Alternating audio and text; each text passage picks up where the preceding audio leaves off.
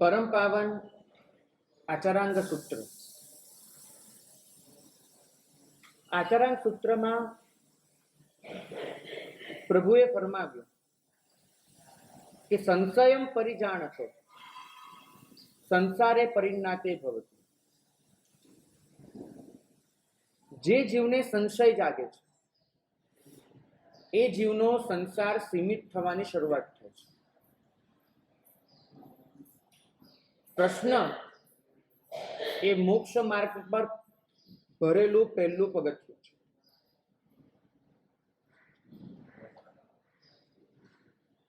સંશય એ સંસારની વાસના પર પડેલો પહેલો હથોડો છે. પ્રભુએ ફરમાવ્યું છે કે અનાદિકાળમાં સૌ પ્રથમ વખત જીવને પ્રશ્ન જાગે કે મોક્ષ શું છે અને મોક્ષે કેવી રીતે જવાય. ત્યારથી અપુનર્બંધક દશાની શરૂઆત થાય છે.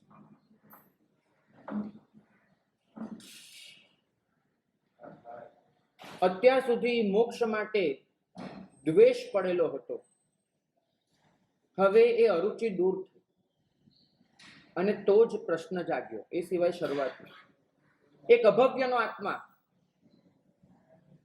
એક દુર્ભવીનો આત્મા, એને ક્યારેય આ પ્રશ્ન નથી થતો કે મોક્ષે કેવી રીતે જવાય. આ પ્રશ્ન એને થાય જ નહીં. જો તમને આ પ્રશ્ન થતો હોય તો નક્કી માનજો કે તમે ભવ્ય આત્મા છો, તમે સુલભ બોધી છો અને તમે અપુનર્બંધક દશામાં કમસે કમ પ્રવેશ કરી ચૂક્યા છો. અહીં બેઠેલો કયો જીવ છે જેના પ્રશ્ન નથી? બધાને છે. તેનો મતલબ છે કે આ સંશય થયો એને તમારો સંસાર સીમિત કરવાની શરૂઆત કરી દીધી છે.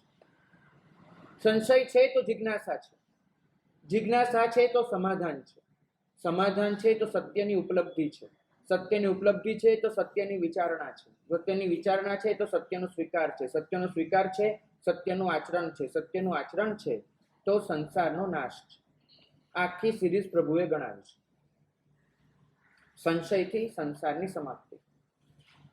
અને તમે સૌ કોઈ પોતાના સંશયો મુક્ત ભાવે રજૂ કરો અને એના સમાધાન મેળવવાનો પ્રયત્ન કરો.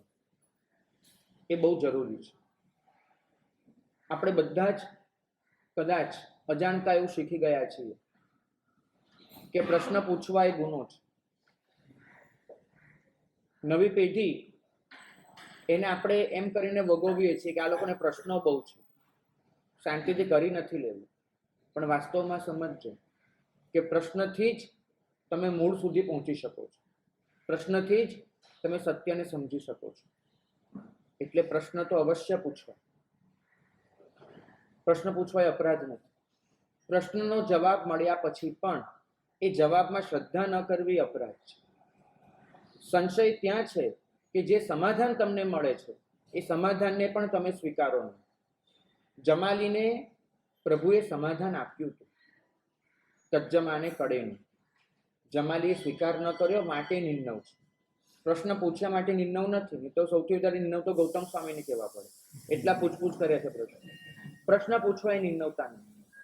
પણ પ્રશ્ન પૂછ્યા પછી જે જવાબ મળે છે એ જવાબને તહેયમ ભંતે સેતમ ભંતે એમ કરીને સ્વીકાર કરવો એ એમની શ્રદ્ધા છે.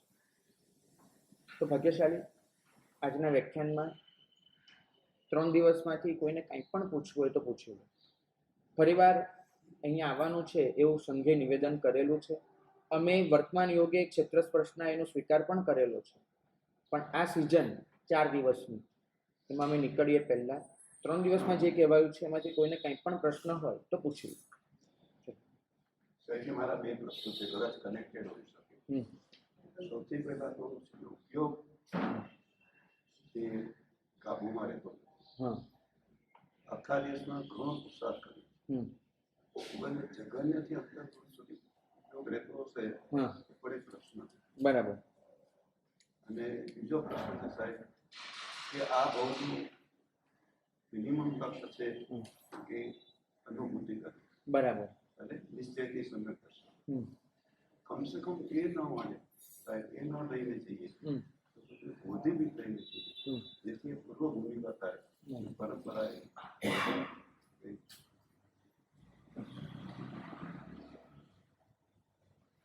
પહેલી વાત તો એ કે અહીંયા આવેલા બંને પ્રશ્ન અને ભાગ્યશાળીનો પ્રશ્ન, એના જવાબ એટલા લાંબા છે એટલે મારો નિયમ છે કે 9 વાગે એટલે 9 વાગે પૂરું કરી દેવું. 9 ને 1 ન કરવી. 3 દિવસથી જોયું હશે. આજે એમાં અપવાદ કરીશ. જેને બેસવું હોય બેસજો, અને અનુકૂળતા ન રહેતી હોય તો નીકળજો. મને એમાં કોઈ પ્રોબ્લેમ નથી. પણ જે બેસે શાંતિથી બેસો.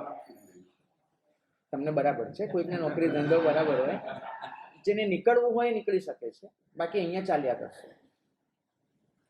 ભાગ્યશાળીનો પ્રશ્ન છે, બહુ ગંભીર છે, પણ એ પ્રશ્નનો જવાબ આપતા પહેલા મારે 2 ખુલાસા કરવા છે. નંબર 1, એમને શબ્દ વાપર્યો નિશ્ચયથી સમ્યક છે, અને બીજો શબ્દ વાપર્યો આત્માનો અહેસાસ, કંઈક અનુભવ કરવો છે આત્માનો. મારે ખાસ કહેવું છે કે આ બંને શબ્દો એને અત્યારે જૈન સમાજને ખૂબ મૂંઝવણમાં મૂકી દીધા છે. ભાગ્યશાળી, તમે અત્યારે જે સમ્યક તો ધરાવો છો ને, એ નિશ્ચયથી જ છે, ખાલી એનો એ રૂપમાં સ્વીકાર કરવાનો છે. અને બીજો પ્રશ્ન, બીજી વાત કરું કે આત્માનો અનુભવ એ વાસ્તવમાં કોઈ તમે હાથમાં લઈને આત્માને જુઓ એવી બાબત નથી. તમે આ ક્ષણે આત્માનો અનુભવ કરી રહ્યા છો, માત્ર એ રીતે એને ઓળખી નથી રહ્યા. આત્માનો અનુભવ બહુ ગંભીર, બહુ દૂરની વાત નથી. નિશ્ચયથી સમ્યક્ત્વ એ કંઈ બહુ અઘરી વાત નથી. તમને સમજાવું એક ઉદાહરણ. આ ઉદાહરણ આઈ થિંક મેં નવરોજી લેનમાં પણ આપ્યું હતું, અત્યારે ફરીવાર આપ્યું. કે આ શું છે? તમે જવાબ આપજો મને. આ શું છે? સ્થાપના જે મૂકવાનું સ્ટેન્ડ, અને આ સ્થાપના છે. હવે તમે બરાબર ગૌર કરજો. એક છદ્મસ્થની જ્ઞાન પ્રક્રિયા તમને સમજાવું છું. તમે વાસ્તવમાં આ સ્થાપનાજી મૂકવાના સ્ટેન્ડને જોયું છે? તમે જોયો અત્યારે એક આકાર, તમે જોયો એક રંગ. આજનું વિજ્ઞાન એમ કહે છે કે આપણે 4 વસ્તુને જોઈ શકીએ છીએ આંખથી, અને પછી ઓળખીએ છીએ. પહેલો જોઈએ છે આકાર, બીજો જોઈએ છે રંગ, ત્રીજો જોઈએ છે શેડ. શેડ એટલે પ્રકાશ અને અંધકાર પ્રમાણે એનો શેડ કયો છે. ઘણી બધી વસ્તુ આપણે શેડથી ઓળખીએ છીએ, મગજમાં એની પણ નોંધ લેવાય છે. અને ચોથો છે સંદર્ભ. વસ્તુ કયા સંદર્ભમાં રજૂ થઈ છે, સમય કયો છે, કઈ સ્થાનમાં પડી છે, આ બધું. એટલે રંગ, આકાર, શેડ, શેડ એટલે એની ઝાંય, પ્રકાશની ઝાંય, અને સંદર્ભ, કયા રેફરન્સમાં એ વસ્તુ પડેલી છે. આ 4માં આપણે જ્યારે જોઈએ પછી મગજમાં એક કોઠો રચાયેલો છે, ટેબલ, કે આ 4માં જ આવું આવું હોય ઇઝ ઇક્વલ ટુ વસ્તુ આ છે. તમે કોઈ પણ દિવસ તમારી આંખથી વસ્તુને જોઈ શકતા નથી. તમે જુઓ છો રંગ, તમે જુઓ છો આકાર, તમે જુઓ છો ઝાંય, તમે જુઓ છો સંદર્ભ, અને પછી નક્કી કરો છો કે વસ્તુ આ છે. નહીં, બિલકુલ નહીં. આ 4થી તમારા મગજમાં કોઠા રચાયેલા છે. હમણાં સુગંધ આવે, એ સુગંધ તમે સૂંઘો છો, અને તમે અર્થઘટન કરો છો કે પાપડ શેકાઈ રહ્યા છે. તમે પાપડ શેકાતી વસ્તુ એને સૂંઘી શકતા નથી, એની ગંધ પરથી અનુમાન કરો છો. છદ્મસ્થ જીવ હંમેશા પોતાની ઇન્દ્રિયથી ગુણોને જ જોઈ શકે, ગુણોને જ સૂંઘી શકે, ગુણોને સાંભળી શકે. તમારા કાનમાં એક અવાજ જાય છે, એ અવાજથી તમે એમ કહો છો કે કોયલ ટહુકી. વાસ્તવમાં તમે કોયલને નથી સાંભળી, તમે સાંભળો છો કોયલનો અવાજ, અને તમે અનુમાન કરો છો. વાસ્તવમાં તમે જોયું છે એક રંગ, અને તમે અનુમાન કરો છો કે આ ડાયરી છે. આવો રંગ, આવો આકાર ઇઝ ઇક્વલ ટુ આ. છદ્મસ્થ જીવ 13મા ગુંઠાણે પહોંચે ત્યાં સુધી એ માત્ર જોવે છે ગુણોને, અને ગુણોને જોઈને અનુમાન કરે છે ગુણીનું, એટલે દ્રવ્યનું. સહેલો પદાર્થ, અઘરો પદાર્થ છે, બને તેટલો સહેલો કરીને સમજાવું છું કે આપણે જોઈએ છે ગુણોને, અને ગુણો પરથી અનુમાન કરીએ છીએ. લાઈક બાજુના ઓરડામાં કોઈ બોલતું હોય, આપણે અવાજ સાંભળ્યો, અને આપણે કહીશું મેં મગનભાઈને બોલતા સાંભળ્યા. તમે મગનભાઈને નથી સાંભળ્યા. મગનભાઈનો અવાજ તમારા મગજમાં નોંધાયેલો છે કે આ અવાજ મગનભાઈનો છે, માટે તમે અર્થઘટન એનું કરી રહ્યા છો. સાંભળીએ છીએ અવાજ, અર્થઘટન કરીએ છીએ વ્યક્તિનું. જોઈએ છે રંગ, જોઈએ છે આકાર, અર્થઘટન કરીએ છીએ પદાર્થનું. આ છદ્મસ્થ જીવની એક મર્યાદા છે. એ કોઈ દિવસ ગુણીને નહીં જોઈ શકે. એ જોશે તો ગુણોને, ઓળખશે તો ગુણોને, એના આધારે ગુણી સુધી પહોંચશે. ગુણી એટલે દ્રવ્ય, ગુણ એટલે એના ગુણધર્મો. આટલું સહેલાઈથી સમજો. ગુણધર્મોને જોઈને દ્રવ્ય સુધી પહોંચવું એ આપણી મર્યાદા છે. કેવળ જ્ઞાની સીધો પદાર્થ જોશે, આપણે નહીં જોઈએ. હવે આ જ વસ્તુ આત્મામાં લાગુ પાડો. આટલું તો સ્વીકાર્યું ને, આપણે ગુણધર્મોથી દ્રવ્ય સુધી જઈએ છીએ. ભાગ્યશાળી કટાસનું પાથરીને બેઠા, ચોપડી લીધી, ગાથા ગોખવાનો પ્રયત્ન કર્યો, 15 મિનિટે ઊભા થયા, એક ગાથા ગોખાઈ છે. નક્કી છે કે તમે બેઠા ત્યારે તમારી પાસે એક ગાથા જેટલું જ્ઞાન નહોતું, ઊભા થયા ત્યારે છે, બરાબર? તો એ જ્ઞાનને તમે પામ્યા, જ્ઞાનનો અનુભવ કર્યો, એક ગાથા જેટલા જ્ઞાનનો. તો એ જ્ઞાન કોનું? આત્માનું. તો તમે આત્માનો અનુભવ કરો એવું કેમ ન કરો? જો તમે જ્ઞાનનો અનુભવ કરો છો તો એને આત્માનો અનુભવ કેમ ન કહેવાય? જો રંગને જોઈને તમે એમ કહી શકતા હો કે મેં વસ્તુને જોઈ, તો જ્ઞાનને જોઈને એમ કેમ ન કહી શકો કે મેં આત્માને જોયું? ફરક તમને કોઈ ફરક લાગે છે બેમાં? કોઈ નથી. ખાલી જ્ઞાનનો અનુભવ એને આપણે આત્માનો અનુભવ નથી ગણતા. તમે દેરાસરમાં આવ્યા, જે શ્રદ્ધા લઈને આવ્યા હતા, દેરાસરમાંથી બહાર નીકળો છો ત્યારે તમારી શ્રદ્ધામાં વધારો થયો છે. તમે ખુદ અનુભવી શકો કે મને પ્રભુ માટેનો પ્રેમ વિકસ્યો છે. આ પ્રભુ માટેનો પ્રેમ કોનો? આત્માનો. કેમ ન કહેવાય કે તમને આત્માનો અનુભવ થયો? ચોક્કસ. તમે પ્રતિક્રમણ કરવા આવો, સામાયિક કરવા બેસો, તમારી અંદર જે વૃત્તિનો પરિણામ હતો, ચારિત્રનો, તમે ઊભા થાવ છો ત્યારે વધ્યો હોય છે. વ્યાખ્યાનમાંથી જશો, વૃત્તિનો પરિણામ વધ્યો હશે. આ ચારિત્રનો પરિણામ કોણ? આત્માનો. તો એને કેમ ન કહેવાય કે મેં આત્માનો અનુભવ કર્યો? ભાગ્યશાળી ડગલે ને પગલે જીવનમાં આત્માનો અનુભવ છે જ. તમે મનમાં એમ કલ્પી લીધું છે જાણે આમ બધું જળહળ થઈ જશે અને આત્મામાં આવીને ઊભો રહી જશે, આવો ને તેવો ને એમ. ખરેખર હું તમને પૂછું, આત્માનો સાક્ષાત્કાર એટલે શું? તમે જે કરવા માંગો છો તો ડેફિનેશન જ તમને ક્લિયર નથી. તમને ખબર જ નથી કે આત્માનો સાક્ષાત્કાર. તમે વિચારો છો જાણે કોઈ જાદુઈ અનુભવ થશે એમ. હવે જાદુઈ અનુભવ, આપણે ક્યાંક ખોવાઈ જઈશું અને આપણું કંઈ સાંભાન નહીં બચ્યું હોય અને બહાર નીકળીશું ત્યારે આપણને થશે કે હું તો નિર્વિકલ્પ સમાધિમાંથી આવ્યો. ભાગ્યશાળી, જો તમે વ્યાખ્યાનમાં એકાગ્ર થઈને પરોવાઈ ગયા હો, એકાગ્ર થઈને મનમાં આ ક્ષણે જે સેકન્ડો પૂરતો બીજો વિચાર પણ ન આવતો હોય, તો તમે નિર્વિકલ્પ સમાધિમાં જ છો. નિર્વિકલ્પ સમાધિનો અર્થ એટલો જ થાય છે કોઈ એક બાબતમાં એકાગ્ર થઈને જોડાઈ જવું. એ જ ધ્યાન છે, એ જ સમાધિ છે. તો તમે સમાધિમાં ક્યાં નથી? અરે દેરાસરમાં કેટલીય વખત સ્તવન ગાતા હોઈએ ને, આપણે એકાગ્ર થઈ જઈએ છીએ, આજુબાજુનું બધું જ ભાન ભૂલાઈ જાય છે. કેટલીય વખત આપણે પૂજા માટે એક આંગળી મૂકી દઈએ ને, ભૂલાઈ જાય છે, ખુદ મારો હાથ ત્યાં અડકેલો છે એ ભૂલાઈ જાય છે. હું પરમાત્મામાં એટલો જોડાઈ જાઉં. તમે નિર્વિકલ્પ સમાધિમાં છો. તમે એક ક્ષણે સ્વયં આત્માનુભૂતિમાં જ છો. તમે સ્વીકારતા નથી એ રીતે એને. એ જાદુઈ અનુભવ જ છે. આ સંસારની માયાજાળમાંથી, વાસનામાંથી છૂટી અને આટલું આત્માની નજીક જતા રહેવું, આવો અનુભવ કરી લેવો, નિર્વિકલ્પ સમાધિ જ છે. પણ આપણે ત્યાં શું થાય છે? પરાને પશ્યંતી ને એવી બધી વાતો થાય, એ વાતોમાં આપણને જાત પરનો ભરોસો ડગી જાય છે. બહુ સીધી વાત કરું, જેટલું સહેલું તત્વ છે એટલું જ અઘરું કરીને મૂકવામાં આવે છે. શબ્દો એટલા અઘરા હોય, 5 વાર વાંચીને ત્યારે તો કંઈ મગજમાં સમજણ પડે કે આ શું કહેવા માંગે છે. અને એ વાંચી અને આપણો એક અફસોસ ઢૂંઢાતો જાય કે આપણે આ પામ્યા નથી. જો ભાઈ, દુનિયામાં 2 વસ્તુ હું સમજ્યો હતો. અહીંયા કોઈ ડોક્ટર છે તમારામાંથી? અરે બહુ સરસ, ભાગ્યશાળી. મને એટલી ખબર છે કે જે ડોક્ટર દર્દીને એમ કે ભાઈ મામૂલી વસ્તુ છે, 2 દિવસમાં મટી જશે, એ ડોક્ટર દુનિયામાં ના ચાલે. મને એટલી સમજાય છે. એ ડોક્ટર એમ જો કહી દે કે સીધી રીતે તું બહુ સાચા માર્ગે છે, કાંઈ ચિંતા કરવાની જરૂર નથી, બહુ સહેલાઈથી તું સાજો થઈ જવાનો છે, તો એ ડોક્ટર દુનિયામાં પોતાનો ભરોસો ગુમાવી દે. ડોક્ટરે કહેવું પડે થોડો કોમ્પ્લિકેટેડ કેસ છે, પણ નહીં, નિયમિત રીતે આવતા રહેજો, આપણે દવા કરતા રહીશું, બહાર નીકળી જઈશું, બરાબર, પણ થોડુંક લાંબુ ચાલશે, થઈ જશે. તો એ ડોક્ટર દર્દીને ટકાવી શકે છે. અમે લોકો આવું શીખી ગયા છે. અમે લોકો એમ કહીએ કે આત્મા બહુ સહેલાઈથી મળે છે, તમે નિર્વિકલ્પ સમાધિ સુધી બહુ સહેલાઈથી પહોંચો છો, તમે ઓલરેડી પરાપશ્યંતીમાં છો, તમને બધું જે થઈ રહ્યું છે એ આત્માનું ભવ જ છે, નિશ્ચય સમ્યક તો તમે પામી ચૂક્યા છો. તો પછી શું?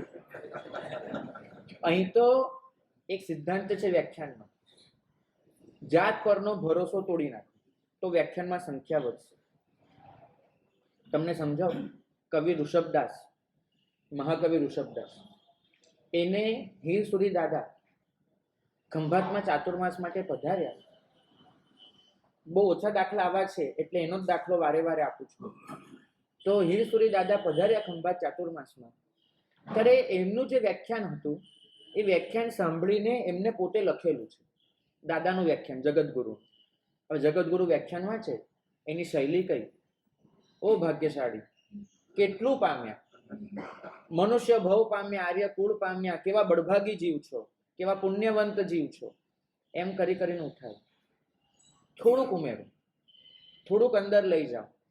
તમે સ્વર્ગમાં જવા જ જન્મ લીધો છે, પણ એ સ્વર્ગ પછી આપણે આ સાધનાની યાત્રા ચાલુ રાખવી છે, માટે એમાં ઉમેરો. કંઈક વિરતી ગ્રહણ કરો, કંઈક વ્રત નિયમ લો. આ દાદાના વ્યાખ્યાનની શૈલી, જગતગુરુની. અત્યારના વ્યાખ્યાનની શૈલી, નરકે જશો, દુર્ગતિમાં જશો, કેવા કામો કરો છો, વાસનાના કેવા તાંડવો વચ્ચે તમે જીવી રહ્યા છો, કેવા ભૂતળા તમને વળગ્યા છે મલિનતાના. આમ કરી કરી અને અહીંયા આવો ને ત્યારે જેટલો મામૂલી ભરોસો લઈને આવ્યા હો કે કંઈક પામ્યા, એ તમારો અહીંથી વયો. ડરપોકતા અને ડરામણી એ કોઈ દિવસ ધર્મ માર્ગમાં આગળ નહીં લઈ જાય. જગતગુરુના માર્ગ પર ચાલવું પડશે. ધર્મ પોઝિટિવિટીનો છે. તમને અંદરથી ખલાસ કરી નાખવાનો આ ધર્મ છે જ નહીં, બિલકુલ નહીં. પણ મને ખબર છે કે જ્યારે વ્યક્તિને જાત પરનો ભરોસો હટી જાય ત્યારે કોઈકને વળગે છે. અને આ જે માનસિકતા છે એનો લાભ અમે ઉઠાવી રહ્યા છીએ. તમને જાત પરનો ભરોસો ખલાસ કરાવીએ છીએ અને એમ કરીને તમને અમે અમારી સાથે વળગાડીએ છીએ. બિલકુલ નહીં, કોઈ ચિંતા કરવાની જરૂર નથી. તમે લોકો સાચા માર્ગે છો, સારા માર્ગે છો, ચોક્કસ. અનાદિકાળમાં તમે જે ભટકી રહ્યા હતા અને જે વિવશ બન્યા હતા મલિનતાને, એનાથી ઘણા આગળ નીકળી ચૂક્યા છે. સારું છે. સવાલ એટલો છે કે જે પાછળ મૂકીને આવ્યા છો ને એની સામે હવે જે બાકી છે બહુ થોડું છે. કર્મગ્રંથની ભાષામાં કહું તો આપણે 70 કોડાકોડી સાગરોપમ જેટલા કર્મો ખપાવવાના હોય છે, 69 ખપાવી દીધા છે, તો જ અહીંયા સુધી પહોંચ્યા છે. 69 કોડાકોડી સાગરોપમ ખપાવી દીધા 70 માંથી, અને એકમાંથી પણ નીચે આવ્યા, જેને અંતઃ કોડાકોડી કહે છે, એ આવ્યા છો તો જ તમને ધર્મ આટલો ગમે. એ સિવાય ગમવાનો કોઈ સવાલ જ નથી કે તમને આટલો ગમે. તો અંતઃ કોડાકોડી સુધી પહોંચી ગયા. જ્ઞાની ભગવાન તો એટલું ફરમાવે છે કે બહુ બળભાગી છે. ભગવાનને કહે છે કે તમારી કૃપાથી જ આટલી ભૂમિકા પ્રાપ્ત છે. 69 પાછળ મૂકીને આવ્યા, સામું દેખાય એક. હવે ભગવાન એટલે કે છે ગૌતમ સ્વામીને ઉત્તરાજન સૂત્રમાં કે તિન્નો હુસી. ગૌતમ તું તરી ગયો છે, ડૂબવાનો નથી, તરી ગયો છે. કાંઠો સામે દેખાય ને ત્યાં તું ઢીલો કાં પડે? તને થાક લાગ્યો, હું બી સમજુ છું. 69 ખપાવીને આવ્યા, કેટલો થાક લાગ્યો છે. તો તિન્નો હુસી, રાતનું આખી રાત તર્યો છે તું, અંધારામાં એટલા છટપટ બધું કર્યું. સવાર પડી, સૂર્ય ઉગ્યો, કાંઠો સામે દેખાય અને હવે કે છે બહુ થાકી ગયો, હવે તું ડૂબવા માંડે. આ નહીં ચાલે ભાઈ, આ નહીં ચાલે. અહીંયા ડૂબકી મારીશ ને પાણીમાં તો પાછો નીકળીશ જ્યાંથી શરૂઆત કરી હતી ત્યાં આગળ. આ સમુદ્ર થોડો વિચિત્ર છે, પાછો ત્યાં જઈને નીકળીશ. એટલે આટલું નહીં કર. આપણે જૈન શાસનના પ્રકાશ વગર અંધારામાં હાથ પગ મારીને, કારણ કે આત્માની અભિપ્સા હતી કે મારે આગળ નીકળવું છે, 69 ખપાવીને આવે, બાકી રહ્યો એક. હવે એક માટે આપણે ડૂબી નથી જવું, બિલકુલ નથી ડૂબી જવું. ભાગ્યશાળી ભરોસો રાખો જાત પર કે તમે આત્માનુભૂતિ કરો છો. નિશ્ચય સમ્યક્ત્વ અને વ્યવહાર સમ્યક્ત્વ, આના જે અત્યારે જે ભેદ દેખાડવામાં આવે છે ને એ દિગંબરી પરંપરા છે, શ્વેતાંબરી નથી. ઉપાધ્યાયજી મહારાજે ખાસ કીધું છે કે સુદેવ સુગુરુ સુધર્મ પર શ્રદ્ધા રાખવી એ વ્યવહાર સમ્યક્ત્વ અને આત્માનુભૂતિ કરવી એ નિશ્ચય સમ્યક્ત્વ. આવા ભેદ દિગંબરોના છે, શ્વેતાંબરોના નથી. દિગંબરોના ગ્રંથો છે સમયસાર, નિયમસાર, પ્રવચનસાર. એ લોકોએ જૈન શાસનની મૂળભૂત વ્યવસ્થાને હલાવી નાખી છે. અને એટલા જ માટે એ જ આખો પંથ છે જે નિશ્ચયાભાસનો છે, જેને આપણે નિશ્ચય ગણીએ છીએ. અને કંઈક અંશે કમનસીબ આપણા કે એ બધા ગ્રંથોમાં જે દિગંબરી વ્યવસ્થા છે કે જેને મૂળ માર્ગ સાથે નિસ્બત નથી. ઇવન દિગંબરોના પણ મૂળ પંથો એ સમયસાર જેવા ગ્રંથોને સ્વીકારતા નથી, એને અવગણે છે. આપણે ત્યાં જેટલા સમયસાર પર પ્રવચનો થાય છે એટલા તો દિગંબરો નથી કરતા. આપણે ત્યાં મતલબ એવા બધા નામ પર, જે બધી પરા અને પશ્ચંત્યના નામ પર આ સમયસારની વાતોને લાવવામાં આવે છે, એટલે તો સ્વયં દિગંબરો નથી કરી રહ્યા. તો શ્વેતાંબરોનો મૂળ માર્ગ છે, જે માર્ગ અત્યંત સહેલો છે અને સહેલાઈથી જે મોક્ષ સુધી લઈ જનારો માર્ગ છે, એ માર્ગથી આપણે દૂર જઈ રહ્યા છીએ. સમજો કે એ દિગંબરી વ્યવસ્થા શ્વેતાંબરમાં વ્યવહાર અને નિશ્ચય સમ્યક્ત્વ, એની વ્યાખ્યા બહુ સ્પષ્ટ છે. તમે રેફરન્સ સાથે કહું, ધર્મસંગ્રહ, આ એક ગ્રંથનું નામ લખી લેજો. ધર્મસંગ્રહમાં ઉપાધ્યાય માન વિજયજી, ઉપાધ્યાય યશો વિજયજી, એમને સમ્યક્ત્વ માટે 4 પાના ભરીને લખેલું છે. એમાં સ્પષ્ટ લખ્યું છે વ્યવહાર સમ્યક્ત્વ અને નિશ્ચય સમ્યક્ત્વ વચ્ચેનો ફરક. જે શ્રદ્ધા માત્ર વિચારણાના સ્તરે ઊભી રહી જાય, આચરણમાં ન ઉતરે, એ વ્યવહાર સમ્યક્ત્વ છે. જે શ્રદ્ધા આચરણમાં પણ ઉતરે છે, એ નિશ્ચય સમ્યક્ત્વ છે. સામાયિક કરવાથી આત્મલાભ છે, આવી જો ભરપૂર શ્રદ્ધા છે તો વ્યવહાર સમ્યક્ત્વ છે. અને એ શ્રદ્ધા અમલમાં મુકાઈને આપણે વાસ્તવિક રીતે સામાયિક કરવા બેસી જઈએ, એ નિશ્ચય સમ્યક્ત્વ છે. હા, પેલું સામાયિક નહીં, ખાલી ક્રિયાનું નહીં, તમે માળા ફેરવી લો કે નહીં, સમતા ભાવ, સામાયિક દ્વારા સમતા ભાવ સુધી થોડુંક પણ પહોંચો તો એ નિશ્ચય સમ્યક્ત્વ છે. પૂજા કરવી એ આત્મલાભનું કારણ છે, એ વ્યવહાર સમ્યક્ત્વ થયું. જો વિચારણા હોય તો વાસ્તવિક રીતે પૂજા કરીને આત્મલાભ પ્રાપ્ત કરવો એ નિશ્ચય સમ્યક્ત્વ છે. નિશ્ચય સમ્યક્ત્વ એટલે આત્માનુભૂતિ, આવો કોઈ કન્સેપ્ટ આપણે ત્યાં નથી. કારણ કે અહીં તો જ્યાં જ્યાં જ્ઞાન દર્શન ચારિત્રની પર્યાયો ખુલે છે, ત્યાં આગળ આત્મલાભ જ છે, ત્યાં આત્માનુભૂતિ છે, નિશ્ચય સમ્યક્ત્વ છે. પ્રશ્નના જવાબમાં છેલ્લું એક વિધાન તત્વાર્થ સૂત્રનું કહું. તત્વાર્થમાં એટલું જ લખ્યું છે, સમ્યક દર્શન જ્ઞાન ચારિત્રાણી મોક્ષ માર્ગ. બરાબર, આટલું જ લખ્યું છે. ત્યાં લખ્યું છે આત્માનુભૂતિ મોક્ષ માર્ગ નહીં, આત્મ સાક્ષાત્કારો મોક્ષ માર્ગ નહીં. લખ્યું છે સ્પષ્ટપણે સમ્યક દર્શન, સમ્યક જ્ઞાન, સમ્યક ચારિત્ર, રત્નત્રય, એની પર્યાયો ખોલતા જવું એ જ મોક્ષનો માર્ગ છે. કેમ કે આ 3 એની બધી જ પર્યાયો ખુલી જાય એ મોક્ષ છે. તો પર્યાયોને ક્રમશઃ ખોલતા જવી એ મોક્ષનો માર્ગ છે. સમજાયું? સમ્યક દર્શન, સમ્યક જ્ઞાન, સમ્યક ચારિત્રની આપણી અંદર અનંત પર્યાયો છે. આ અનંત પર્યાયો ખુલી જાય એ મોક્ષ છે. તે અનંત પર્યાયો ધીમે ધીમે થોડી થોડી ખોલતા જવી એ મોક્ષનો માર્ગ છે. તો મોક્ષનો માર્ગ તો આ જ છે. અને ભાગ્યશાળી, અત્યારે તમે અહીંથી પાછા જશો ને, અને જો 2 પર્યાયો પણ ખોલીને નીકળ્યા તો તમારે મોક્ષ માર્ગમાં આગળ જ વધ્યા છે. એવું નથી કે નથી વધ્યું. તો આ જ તત્વ છે. બાકી રહ્યો તમારો પ્રશ્ન કે મારે બોધિ બીજ પ્રાપ્ત કેમ કરવું. આ પ્રશ્નનો જવાબ હું તમને એટલે નહીં આપું કેમ કે તમે પ્રાપ્ત કરી ચૂકેલા છો, તમે સમ્યક્ત્વી છો. હું તમને એનું જવાબ શું કામ આપું? જો મને કોઈ ઇતર જન પૂછે છે કે જેને હજુ બોધિ બીજ પ્રાપ્ત કરવાનું બાકી છે, નૈસારની પૂર્વ ભૂમિકા, નૈસાર સમ્યક્ત્વ પામ્યા એ પહેલાની ભૂમિકા વાળો જીવ મને મળે છે, તો 100% મારો પ્રયત્ન રહેશે ને બોધિ બીજ પમાડવાનો. પણ તમે લોકો તો સમ્યક્ત્વ પામી ચૂક્યા છો, બોધિ બીજ તો શું, સમ્યક્ત્વ પામી ચૂક્યા છો. તો હું તમને બોધિ બીજનો જવાબ શું કામ આપું? હું તો તમને એટલું જ શીખવાડીશ કે સમ્યક્ત્વને શુદ્ધ કેમ કરવું. હું તમને એટલું જ શીખવાડીશ સમ્યક્ત્વને સ્થિર કેમ કરવું. આપણે હાંસલ કરવાની છે સમ્યક્ત્વની શુદ્ધિ, આપણે હાંસલ કરવાની છે સમ્યક્ત્વની સ્થિરતા, આપણે હાંસલ કરવાની છે સમ્યક્ત્વની વૃદ્ધિ. શુદ્ધિ, સ્થિરતા અને વૃદ્ધિ આપણા 3 લક્ષ્ય છે. અને આપણું પ્રવચન આ માર્ગ પર જ આગળ વધવું છે. પ્રશ્ન આવ્યો છે બીજો, કયો ઉપયોગ? હા, પરમાં જાય છે. ઉપયોગ એને કેમ ટકાવવો, આની અંદર આવી જશે, આ પ્રશ્નમાં ભેગું આવશે. મેં અજ્ઞાનતાના 3 પ્રકાર કયા છે. એક હતું શરીર અને મનમાં આત્મબુદ્ધિ છે, બીજું વિષયોમાં સુખ બુદ્ધિ છે, અને ત્રીજું પદાર્થોમાં મમત્વ બુદ્ધિ છે. આ 3 આપણું અજ્ઞાન છે. 3 જ અજ્ઞાને આપણને ફેરવ્યા કર્યા છે. રાગ અને દ્વેષ તમે વિચારશો તો 3 પ્રકારમાંથી એક પ્રકારના અજ્ઞાનમાં એના મૂળ પડ્યા હશે. આ 3 જ આપણા મુખ્ય શત્રુઓ છે. આ 3ને જો નિવારી શક્યા તો સાધનામાં બીજું કાંઈ જ કરવાનું બાકી નથી રહેતું. આ 3 પર જ આપણી સાધના ઊભી છે. એકવાર ફરીથી બોલું જેથી મનમાં સ્થિર થઈ જાય. શરીર અને મનમાં આત્મબુદ્ધિ. કાં તો આપણે શરીરને આત્મા માન્યો, કાં મનને આત્મા. કઈ રીતે? આપણે અરીસા સામે જઈને ઊભા રહીએ તો બોલ જ એવો નીકળે છે કે હું ગોરો છું, કે હું કાળો છું, તો તમારે એમ બોલવું જોઈએ કે મારું શરીર ગોરું કાળું. કોઈ તમને એક લાફો મારે, તમે કહો છો મને લાફો મારે, ખરેખર એવું જોઈએ શરીરને વાગ્યો. તો આપણા મનમાં પણ એ બુદ્ધિ નથી રહેતી કે શરીર એ હું નથી.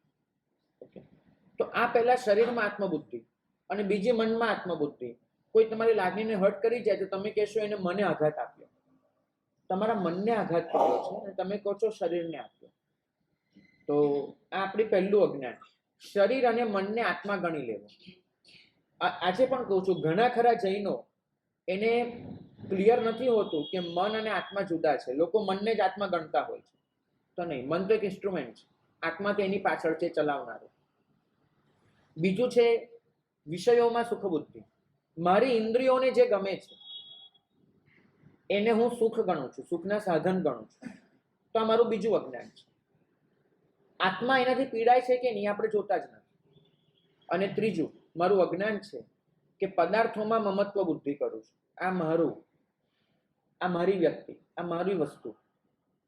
તો આ મમત્વ બુદ્ધિ. 3 જ અજ્ઞાન આપણને પીડી રહ્યા છે અનંતકાળથી.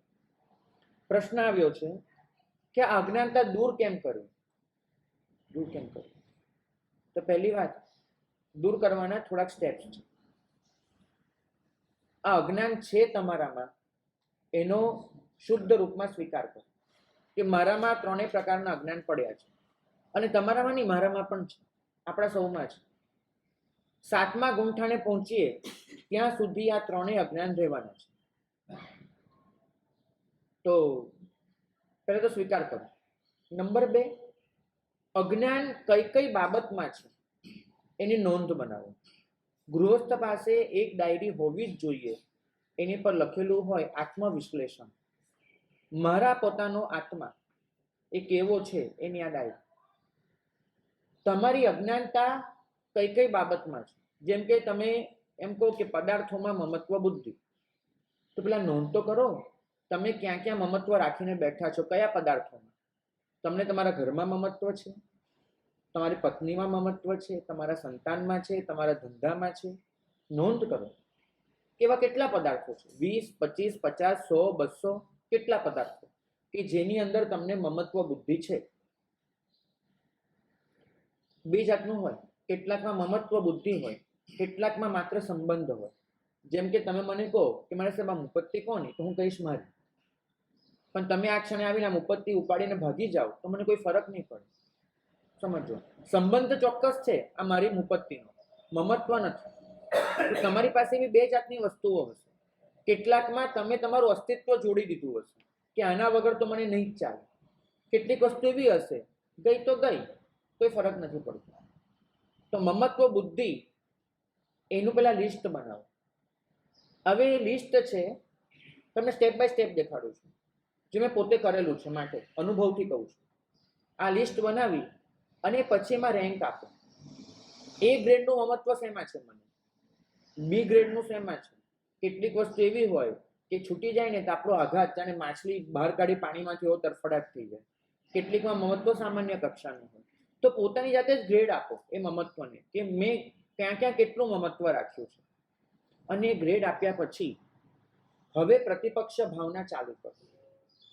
તેમાંનું કયું મમત્વ હું છોડી શકું એમ છે. વાસ્તવમાં મમત્વ રાખવા જેવું છે કે નથી. અચ્છા, આ મમત્વ રાખીને મેં ક્લેશ જ અનુભવ્યો છે કે મમત્વથી મને સુખ મળ્યું છે. તમને દેખાશે મમત્વથી ક્લેશ જ મળ્યો હશે. તો આ બધું કરીને પછી વિચારતા જાઓ, વાસ્તવમાં મારો આત્મા અહીંયા શું લઈને આવ્યો અને કયો લઈને જવાનો. હવે પ્રતિપક્ષ ભાવના આવી. ઓર વિચારો કે હું આ બધાને મારું મારું કરું છું, આ બધા ખરેખર મને પોતાનો ગણે છે નહીં. અને એમ કરતા કરતા મમત્વનું વિસર્જન કરતા જાઓ. તમે ઓળખો તમારી ખુદની સંપત્તિને, આત્માને, એના અનંત ગુણોને, શું પડ્યું છે. તો આ બધું કરશો ને તો મમત્વ દૂર થશે. એમ વાતો કરી મમત્વ દૂર નહીં થાય. તમારી પાસે લિસ્ટ જોઈશે. તમે સવારથી ઉઠીને બોલ બોલ કરો, આજે મારે બહુ કામ છે, આજે મારે બહુ કામ છે, એવી રીતે નહીં થાય. તમારે ટુ ડુ લિસ્ટ બનાવવું પડે છે કે 1 by 1 હું શું પૂરું કરવાનું છે. આપણી પાસે કોઈ પ્લાનર નથી. કંપનીમાં જઈએ ને તો તો કેટલાય સોફ્ટવેર હવે એવા આવી ગયા છે કે ટીમ આખું કામ કરતી હોય કે ભાઈ આ વસ્તુ પછી આ, આના પછી આ, સ્ટેપ બાય સ્ટેપ હોય છે તમારી પાસે. જિંદગીના કોઈ સ્ટેપ નથી તમારી પાસે. તો પહેલા એક મહત્વનું નક્કી કરો કે મારે આ રીતે દૂર કરવું છે, લિસ્ટ બનાવીને. પછી બીજા પર જાઓ, વિષયોમાં સુખ બુદ્ધિ. તો હવેનું લિસ્ટ બનાવો કે તમે ક્યાં ક્યાં સુખની બુદ્ધિ જોડેલી છે, કે મને અહીંયાથી સુખ મળશે, મને આની પાસેથી સુખ મળશે, આ વસ્તુ મને નથી ગમતી, પ્રિય અપ્રિય. તો નોંધ તો કરો.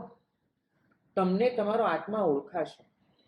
સાચું કહો, આજે તમારી પાસે તમારો આત્મા જ તમને ઓળખેલો નથી. પરિણામ એ આવ્યું છે કે ક્યાં ક્યાંથી મારે પાછા હટવાનું છે નથી ખબર. ભૂલ એ કરી છે, મનને શત્રુ બનાવી દીધું છે. એમ માની લીધું છે કે સાધના માર્ગમાં મન એ જ મને નડી રહ્યું છે. બિલકુલ નહીં. મન તો બિચારું સાધન છે, એ તમારું શું શત્રુ બનવાનું. તકલીફ એટલી થઈ છે કે મનના માલિક તમે હતા અને તમે સામે ચાલીને મન એનો કબજો મોહને આપી દીધો છે. તમારું મન એના પર બેમાંથી એકનું નિયંત્રણ હોઈ શકે. કાં તો પ્રજ્ઞાનું નિયંત્રણ હોય, કાં તો મોહનું નિયંત્રણ હોય. પ્રભુ કહે છે કે આ બે જ નિયંત્રણ હોઈ શકે છે મન પર. પ્રજ્ઞાનું નિયંત્રણ હશે તો એ જ મન એ મોક્ષ માર્ગમાં સાધક બનશે. મોહનું નિયંત્રણ હશે તો એ જ મન મોક્ષ માર્ગમાં બાધક બનશે. બાધક એટલે રૂકાવટ કરે, સાધક એટલે આગળ વધારે. હવે તમે મન સામે લડો છો. મન તો બિચારું સાધન, લડવાનું એની સામે નથી, લડવાનું મોહ સામે છે. બરાબર? તો તમે નક્કી કરો કે મારો મોહ ક્યાં ક્યાં પડ્યો છે. જો મોહના હાથમાંથી મનનો કબજો છોડાવી શક્યા તો મન તમારું કયાગરું જ બનવાનું છે. મનની સામે નહીં લડો. તમારી સામે એક સૈનિક આવીને ઊભો છે, તમે એની સામે લડી રહ્યા છો. લડવાનું છે સૈનિકને મોકલનાર જે છે એનામાં. તો ભાગ્યશાળી એ પ્રિયતા અપ્રિયતા એને પહેલા ચેક કરો. ચેક કરીને એનું લિસ્ટ બનાવો. હું તમને ગેરંટી આપું છું કે ખાલી લિસ્ટ બનાવવા માત્રથી જ તમારી અડધી અજ્ઞાનતા દૂર થઈ જશે. કારણ કે ઓળખાણ એ સૌથી મોટું સાધન છે વસ્તુથી બચવાનું. ભગવાન બુદ્ધ એમની દેશનામાં એક પ્રશ્ન પૂછ્યો હતો કે ઘરમાં ચોર આવવા દેવો ન હોય તો શું કરવું જોઈએ. ઘરમાં ચોર આવવા દેવો ન હોય તો શું કરવું જોઈએ. એમને કહ્યું તો 3 જ વસ્તુ કરવાની હોય છે. ચોર સામે લડવા ના જવાય. 3 જ વસ્તુ કરાય. 1, ઘરમાં દીવો જલતો રાખવાનો. પ્રકાશ હશે તો ચોર લગભગ નહીં આવે, તો ઘરમાં દીવો જલતો રાખવાનો. 2, ઘરનો દરવાજો વાસેલો રાખવાનો. અને 3, દરવાજાની બહાર ચોકીદાર બેસેલો રાખવાનો. દીવો જલતો રાખવાનો, આગળિયો વાસેલો રાખવાનો, ચોકીદાર બેસેલો રાખવાનો. 3 વસ્તુ કરો પછી ચોર સામે લડવાની જરૂર નહીં પડે. બરાબર? હવે આ જ વસ્તુ એ સાધના માર્ગમાં છે. તમે એમ વિચાર કરો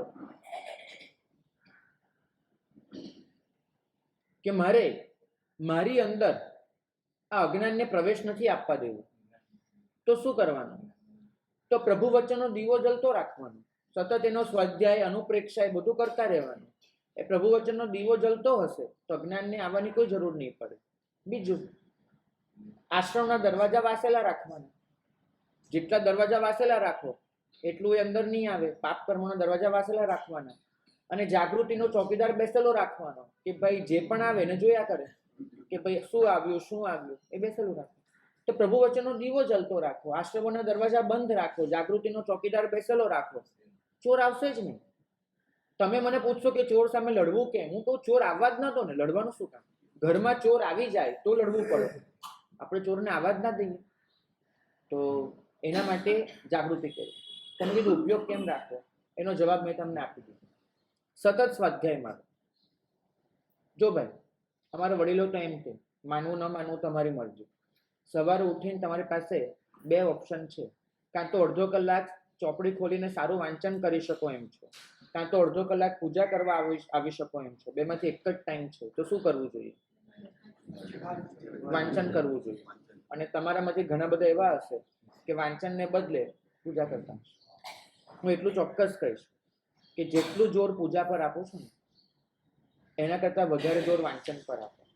ઘરમાં બાળકને એમ કહો છો કે બેટા પૂજા નહીં કરે ને તો તને જમવાનું નહીં આપે, બરાબર? પણ બોલે બાળકને એમ કહો કે બેટા 10 મિનિટ એક સારી ચોપડી વાંચીશ નહીં ને તો જમવાનું નહીં આપે. સાચું કહું છું. સ્વાધ્યાય બચાવશે. પૂજાથી કૃપા મળે છે, સ્વાધ્યાયથી સમજણ મળે છે. કૃપાથી તર્યાના જેટલા દાખલા છે એના કરતાં સમજણથી તર્યાના દાખલા ઘણા વધારે છે. સમજણ હશે તો કૃપાને તમે લાભકારી બનાવી શકશો. કૃપાથી તો પુણ્ય વધવાનું, એ પુણ્યને કેમ વાપરવું એ તો સમજણ જ તમને શીખવાડશે. કૃપાથી તમને ધર્મ મળવાનો, આ ધર્મને સફળ કેમ કરવો એ તો સમજણ જ તમને બતાવશે. કૃપાથી તમને એ બુદ્ધિ મળશે, આર્યકુળ મળશે, જૈન ધર્મ મળશે. આ બધાને સાર્થક કેમ કરવું એ તો તમને સમજણ જ આપી શકવાનું છે.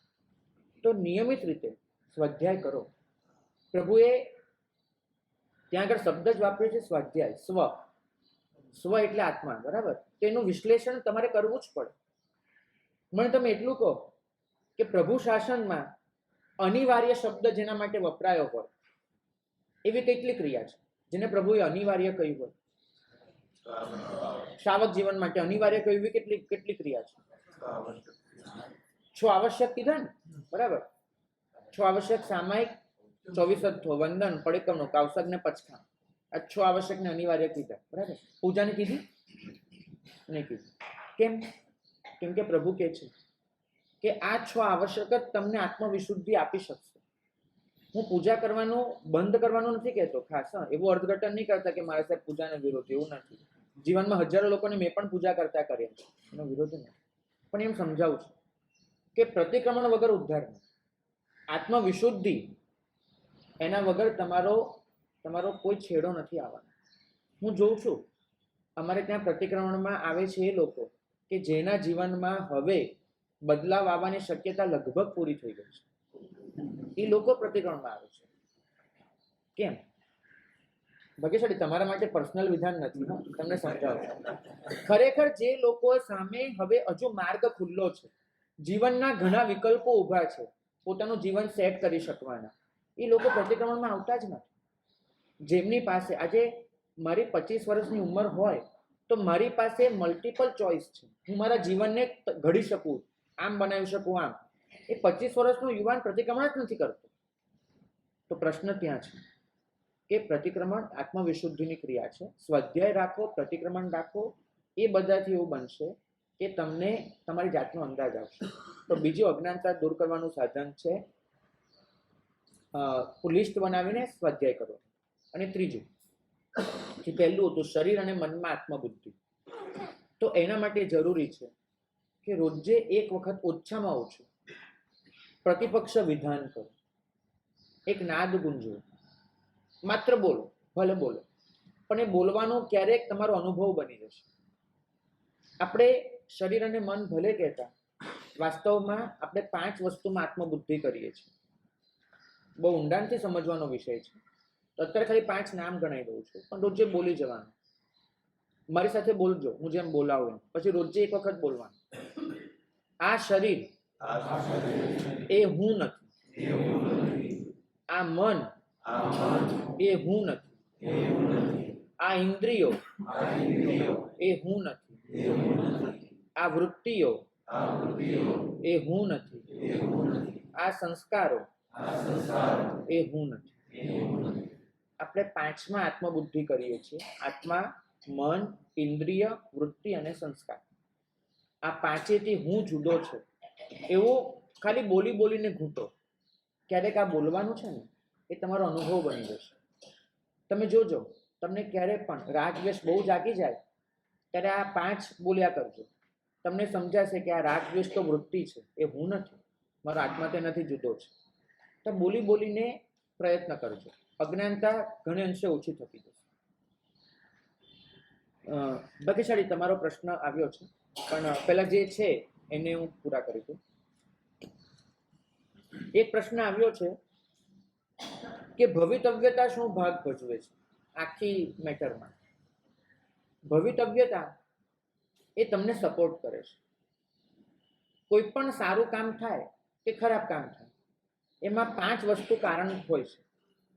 એક તો કામ, બીજો સ્વભાવ, ત્રીજું ભવિતવ્યતા એટલે નિયતિ, ચોથું પ્રારબ્ધ એટલે આપણા પોતાના કર્મો, અને પાંચમો પુરુષાર્થ. હવે મને તમે સમજાવો, કાળ તમારા હાથની વસ્તુ છે? સ્વભાવને તમે બદલી શકવાના છો નહીં. તમારો આત્મા એનો જે મૂળભૂત સ્વભાવ છે એનો જ રહેવાનો, પૂતગલનો જે સ્વભાવ છે એ જ રહેવાનો. નિયતિ, કર્મ કરીને આવ્યા છો એના જ રહેવાના છે. તો તમારા હાથમાં શું છે? પુરુષાર્થ. પુરુષાર્થ મારા હાથની વસ્તુ છે.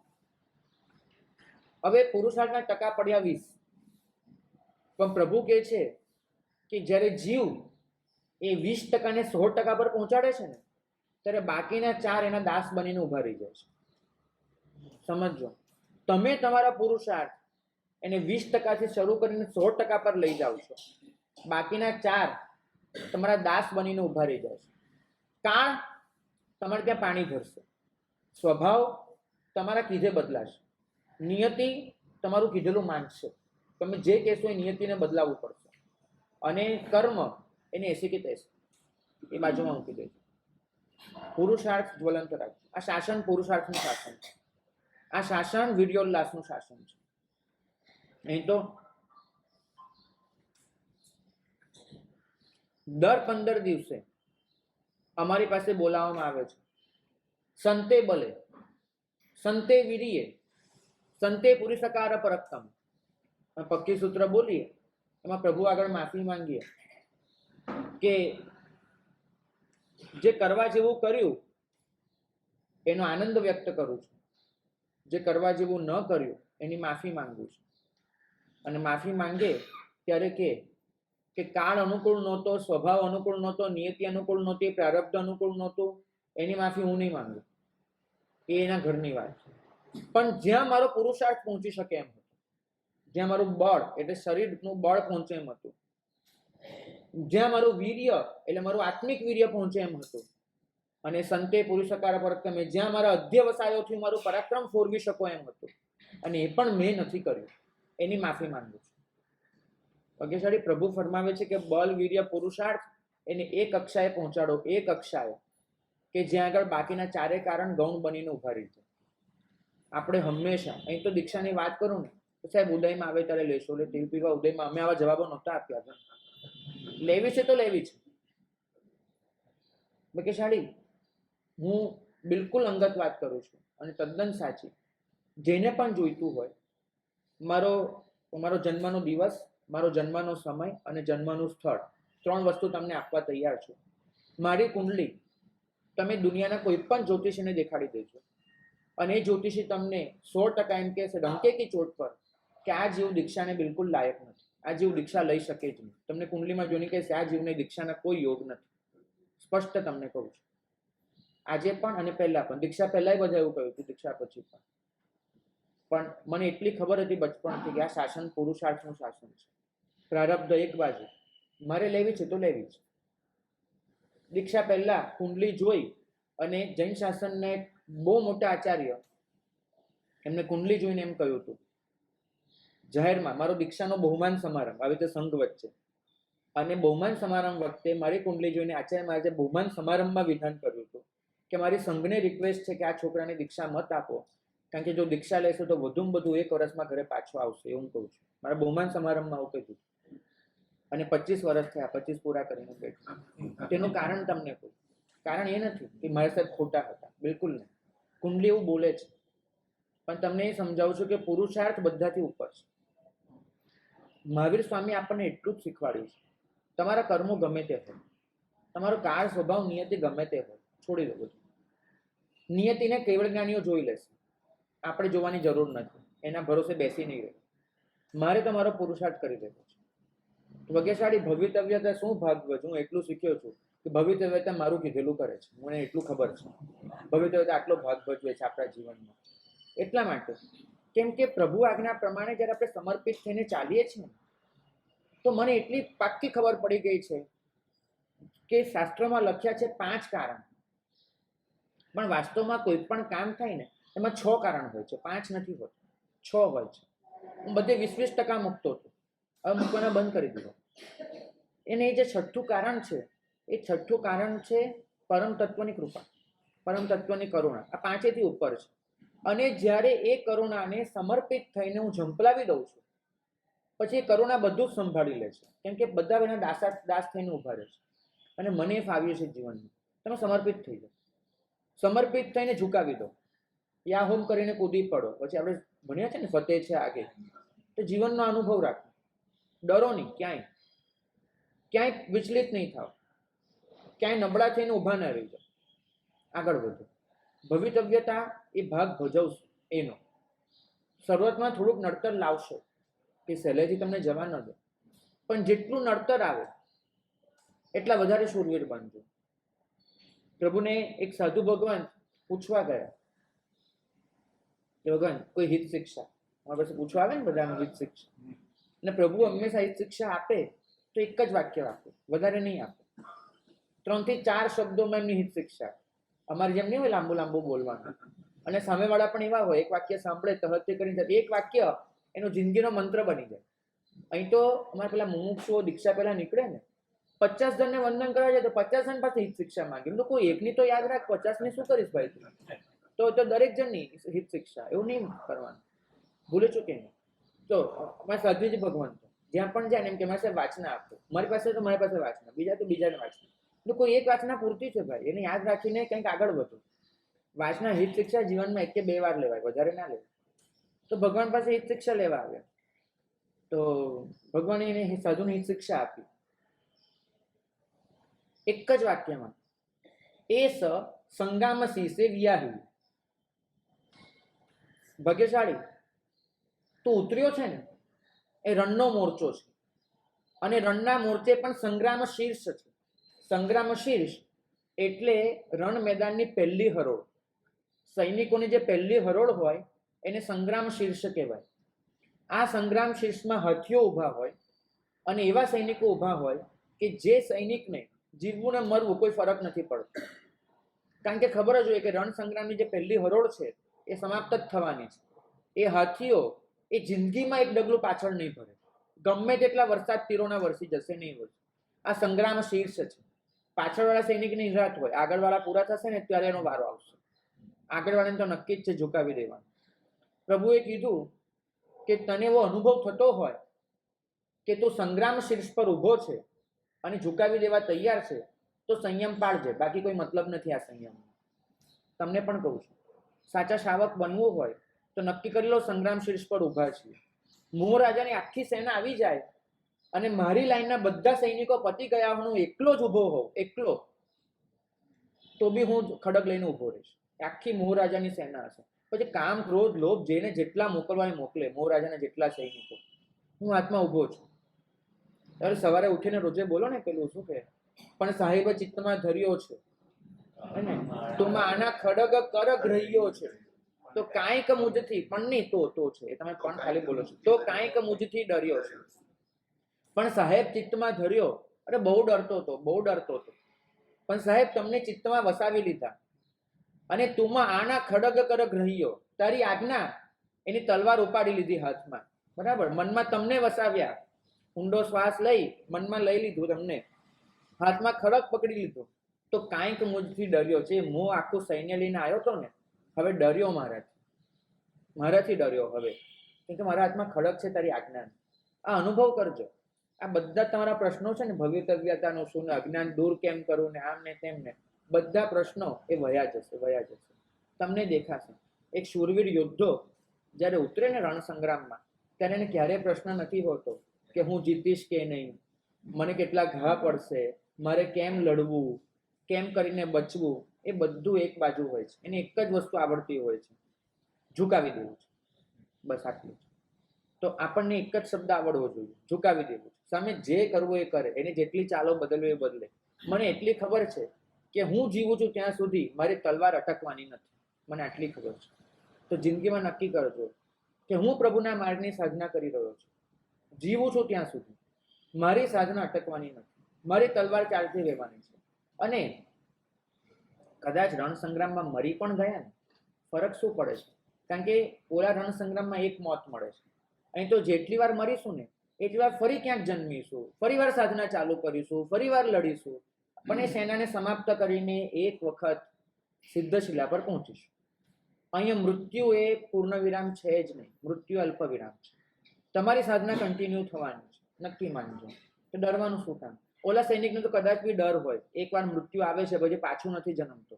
આપણે તો ડર જ નથી, કારણ કે સાધના 7 ભવ થાય કે મને કેવું છે મારા સાહેબ કેટલા ભવ પછી મોક્ષ? મેં તો મને શું ખબર, અને મને એની પડીએ નથી 3 ભવ 5 ભવ 7 ભવ મને કંઈ પડી નથી. મને એટલી ખબર છે કે જીત મારી છે, વહેલી કે મોડી જીત મારી છે, મને એટલી ખબર. નાનો હતો તો મને મારો હાથ દેખાડવાનો બહુ ગમતો હતો. કોઈને પણ હાથ દેખાડવા જાઉં કે મારે કંઈ જોઈએ પણ શું લખ્યું છે શું નહીં, શું દેખાડવા જાઉં. પછી એક મોટા ઉપાધ્યાય મહારાજ હતા, એમને એક દિવસ હાથ દેખાડ્યો. મારા સાહેબ હાથ જોયો કર્યો, પછી મને કે તું આચાર્ય બનવાનું. આપણે રાજીના રેડ થઈ ગયા, બધી ગયા. તારા હાથ નીચે કરોડ રૂપિયા ખર્ચાવાના, બહુ ગોર રાજીપો થઈ ગયો. ત્યારે બહુ બધા ચેલા થવાના, ઓર રાજી થઈ ગયો, બધું પત. મારા સાહેબ કે હવે તને સંતોષ? મેં કીધું હા થઈ ગયો બહુ. તો કે હવે તને સાચી વાત કર. મને કે હાથ બાદ બધું એક બાજુ. મને કે બેટા એક જવાબ આપ કે ધારો કે તારા નસીબમાં 100 ભવ પછી મોક્ષ લખ્યો છે. હવે તો એક ભવમાં જન્મ લીધો, તો હવે તો તારે 99 ભવ જ રહ્યા. તો દુનિયાનો બળભાગી જીવ કહેવાય કે ન કહેવાય? તારું ભવિષ્ય ઉજળું કહેવાય કે ન કહેવાય? અને મને કે જો તું એક રોજે વિચાર કરજે, માનો કે તારો મોક્ષ 1,00,000 દિવસ પછી છે. કેટલા? 1,00,000 દિવસ પછી તને મોક્ષ મળવાનો છે. હવે તું કાંઈ પણ નહીં કરે ને, કાંઈ પણ, તો આવતીકાલે સવારે ઉઠીશ ને એટલે તારો મોક્ષ ખાલી 99,999 દિવસ દૂર રહ્યો હશે, એક દિવસ ઓછો થયો. અને બીજે દિવસે ઉઠીશ એટલે પાછો 99,998 દિવસ થઈ ગયા છે. મને કે બેટા જે ભવ્ય આત્માને રોજે સવારે ઉઠે એની સાથે મોક્ષ એક દિવસ નજીક આવી જતો હોય, એ ભવ્ય આત્માનું ભવિષ્ય કેટલું ઉજળું કહેવાય. એનાથી વધારે કયું સારું ભવિષ્ય તને જોઈએ છે? તું કાંઈ પણ ન કરે તો પણ મોક્ષ એક દિવસ નજીક આવીને ઊભો છે, બરાબર? આનાથી ઉજળું ભવિષ્ય કયું? ત્યારે હવે બીજો હાથ દેખાડવાની જરૂર શી રહી? એ દિવસથી આજ સુધી મેં હાથ દેખાડ્યો નથી. મને ખબર છે રાત્રે સૂઈ જાઉં તો મનમાં એક ભાવના ભાવું છું કે પ્રભુ એ સિલકમાંથી એક દિવસ ઓછો થયો કે જે મારા મોક્ષથી દૂર લઈ જતો હતો. સવારે ઉઠું, પ્રભુનો આભાર માનું કે પ્રભુ એક દિવસ મોક્ષ નજીક આવી ગયો, તારી કૃપા. ભાગ્યશાળી. આપણા ભવિષ્ય બહુ ઉજળા છે, બહુ સારું છે આપણું ભવિષ્ય. પણ અહેસાસ કરજો કે આપણે ખરેખર સ્ટેપ બાય સ્ટેપ એક દિવસ મોક્ષ તરફ આગળ વધી રહ્યા છે, મોક્ષ તરફ. અને આ કરશો ને તો સહજ રીતે જીવનમાં પ્રસન્નતા રહેશે, પવિત્રતા એક સહજ રીતે કેળવાઈ જશે. તમારી આસપાસ એક પ્રેમનું આવરણ એવું વીંટળાઈ વળશે ને, જે પણ આવશે ને તમારી ઓરામાં એ શાંતિ પામશે, પ્રેમ પામશે, ખુશ થશે. એને એક ઠારકો વળશે. ભાગ્યશાળી. છેલ્લો પ્રશ્ન એ છે કે વૃત્તિ, લેશ્યા, અધ્યવસાય એની વચ્ચેનો ફરક સમજાવો. જો ભાઈ આ કર્મગ્રંથનો વિષય છે, સાધના માર્ગમાં એને જે થોડોક સ્પષ્ટ કરવાનો હોય એ કરી દઉં, બાકી બહુ લાંબુ ચાલે. વૃત્તિ આપણી પરિણતિ છે, બરાબર? પણ એ કેવી પરિણતિ? જે અનાદિકાળથી ઘૂંટીને આપણે સ્થિર કરેલી છે. તો ક્રોધ એ ખાલી આપણી એક લાગણી નથી રહી, વૃત્તિ બની ગઈ છે, કારણ કે સ્ટોર થયેલી છે, જમા. એના પર પડ ચડ્યા કરે છે. કુસંસ્કારો આપણી વૃત્તિ બની ગઈ છે, પડ ચડ્યા કરે છે. તો આ વૃત્તિ છે જે અંદર ધરબાયેલી છે. આ વૃત્તિ એને જ્યારે મોહનીય કર્મનો સહારો મળે, મુખ્યત્વે મોહનીય કર્મનો, અને એ વૃત્તિ જ્યારે બહાર આવે ત્યારે આપણે એને અધ્યવસાય કહીએ છીએ. અધ્યવસાય એ મુખ્યત્વે મોહનીયના સંદર્ભે વપરાતો શબ્દ છે. મોહનીય કર્મનો ક્ષય, મોહનીય કર્મનો ક્ષયોપશમ, મોહનીય કર્મનો ઉદય, એના પરિપ્રેક્ષ્યમાં જે આપણા પરિણામો રચાય છે એને આપણે અધ્યવસાય કહીએ છીએ. અને લેશ્યા એટલે 8 કર્મોના સંદર્ભમાં જોવું. જેમ કે આપણું મોહનીય કર્મ તો છે, પણ એની સામે જ્ઞાનાવરણીય પણ છે, એની સામે નામ કર્મ પણ છે. તો બધા જ કર્મો ભેગા મળી અને જેવી પરિણતિ ઘડે એ લેશ્યા છે. મોહનીય કર્મ જે પરિણતિ ઘડે એ અધ્યવસાય છે. ટૂંકમાં અધ્યવસાય એ લેશ્યાનો એક નાનકડો પાર્ટ છે, પણ મુખ્ય એટલા માટે છે કેમ કે એના પર ઘણું બધું અટકેલું છે. અને વૃત્તિ એટલે આપણી સુષુપ્ત લાગણીઓ, જે અત્યારે નથી પણ અચાનક કંઈ થાય તો એ ઉખડી શકે છે. તો આ વૃત્તિ છે. આ 3 વચ્ચેનો ફરક.